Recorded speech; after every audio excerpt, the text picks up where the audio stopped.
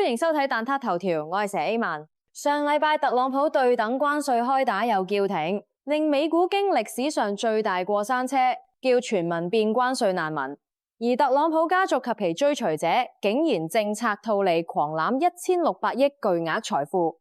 究竟全球關稅嘅亂局背後有點樣嘅富豪陰謀？等蛋撻評論員同我哋分析下。大家好，我係吉米。個個都鬧佢一國元首將政策當兒戲，而家先知道人哋只係當你豬仔咋。華爾街分析算條毛，漲跌要睇特朗普，研究 K 線都不如睇下侵侵有幾黐線。等我哋聽下勝利者嘅宣言。好，各位豬仔，既然你誠心誠意咁發問，咁我就大發慈悲咁話俾你知呢套精妙嘅美股劇本。人哋笑侵侵太瘋癲，我外父笑天下韭菜看唔穿。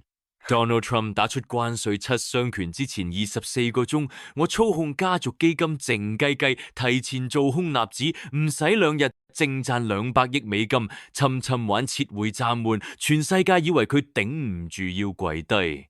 No， 我一早掃晒標普500期權，一日就賺30倍啊！咩 Tim Cook、馬斯克呢啲超級富豪好巴閉啊！我外父係總統，要你哋跪低就跪低。蘋果、特斯拉股價大跌都係我做空嘅手筆。Father-in-law 喺台前，我喺幕後上陣不理父子兵，掏空美國，靠我呢個第一姑爺仔 Make Trump Great Again。